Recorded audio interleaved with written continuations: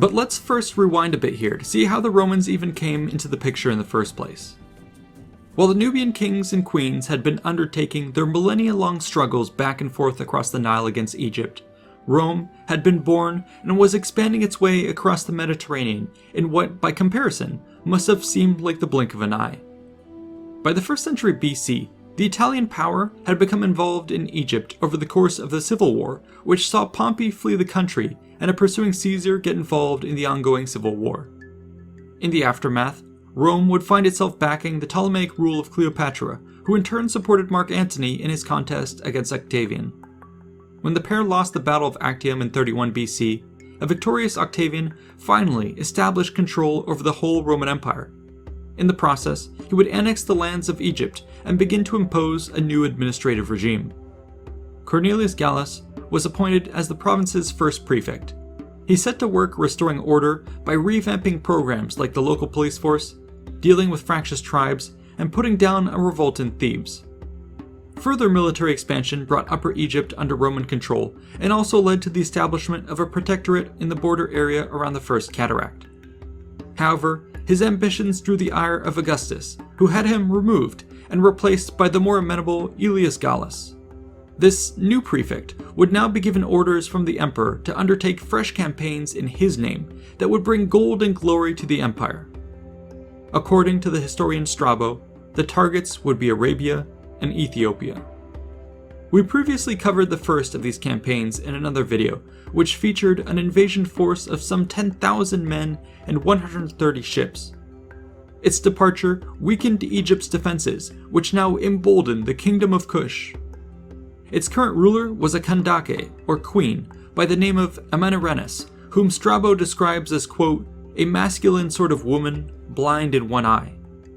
We know little of her rule, but from the few descriptions that remain and her following actions, it seemed that she had a fierce reputation with bold, militaristic ambitions. Around 25 BC, Amanirenas launched an expedition with some 30,000 troops against the Romans. These surged past the First Cataract, invading the region of the Thebais and attacking the 3 cohorts stationed there. The Kushites took Philae, then Syene, and Elephantine. The inhabitants were enslaved, the surrounding lands raided, and a statue of Augustus was even pulled down, its head reportedly being later discovered by archaeologists at the site of Meroitic in 1910 under the ceremonial path which led to the Altar of Victory. Such humiliation could not be tolerated, and Rome soon prepared to respond. The disgraced prefect, Aelius Gallus, had been recalled by Augustus, and it would now be up to Gaius Petronius to take action. His punitive campaign called for the mustering of 10,000 foot and 800 horse, likely made up of 2 local legions, the 3rd Cyrenaica and the 22nd Deo Tariana. In 24 BC, these now set out for vengeance. After several weeks, they had finally advanced to the lands of Upper Egypt and confronted the lingering remnants of the 30,000-strong army of Queen Amanirenas. The Romans here seem to have had the upper hand whilst operating alongside the navigable portions of the Nile, and the Kushites justifiably pulled back behind the First Cataract to regroup at the city of Seleucus. From here, a brief stalemate ensued as ambassadors were exchanged. I'll now pass you on to Strabo for the story. Quote, Petronius sent ambassadors to demand what they had taken, as also to ask the reasons why they had begun war. And when they said that they had been wronged by the nomarchs, he replied that these were not the rulers of the country, but Caesar. And when they requested 3 days for deliberation, but did nothing that they should have done, he made an attack and forced them to come forth to battle. Petronius quickly turned them to flight, since they were badly marshaled and badly armed, for they had large, oblong shields, and those too made of raw oxhide. And as weapons, some had only axes, others pikes, and others swords. Now, some were driven together into the city, others fled into the desert, and others found refuge on a neighboring island, having waded into the channel, for on account of the current the crocodiles were not numerous there. Among these fugitives were the generals of Queen Amanirenas. These, one and all, he captured alive, having sailed after them in both rafts and ships. And he sent them forthwith down to Alexandria. And then he also attacked Seleucus and captured it. and if the multitude of those who fell in battle be added to the number of the captives, those who escaped must have been altogether few in number. From Selkis, he went to Premnis, a fortified city, after passing through the sand dunes where the army of Cambyses was overwhelmed when a windstorm struck them, and having made an attack, he took the fortress at the first onset. After this, he set out for Napata. This was the royal residence of Amanirenas, and her son was there. But though she sent ambassadors to treat for friendship and offered to give back the captives and the statues brought from Syene, Petronius attacked and captured Napata too, from which her son had fled, and razed it to the ground. And having enslaved its inhabitants, he turned back again with the booty, having decided that the regions further on would be hard to traverse. Yet while Petronius may have recovered Roman honor with this expedition, he had done little to actually weaken the strength of the Kushites, whose lands around Meroe remained untouched. In fact, it seems that their invasion may have actually helped Queen Amanirenas rally the locals to her side. This was a threat identified by Petronius, who made sure to establish a check against the enemy upstream of the First Cataract. At the cliffside fortress of Premnis overlooking the Nile, he set up a force of 400 men with enough supplies to hold out for 2 years. Satisfied, he then set off back to Alexandria.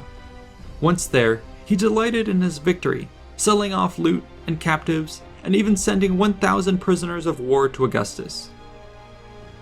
However, Queen Amanirenas remained undeterred, and now marched back with a new force of many thousands of men to re-establish control of the lands to the north.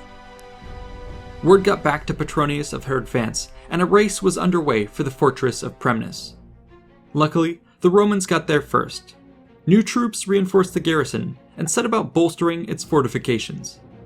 Their position proved so strong that it was enough to force the enemy to halt before its gates. Queen Amanirenas perhaps considered an assault, but resisted. She had shown her people that she was a strong ruler, and convinced the Romans that she would not be ignored.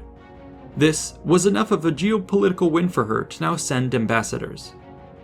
As a sign of the leverage she held, these were not dismissed outright by Petronius, but were actually sent ahead and given an escort to bring them all the way to Emperor Augustus himself, who was in Samos.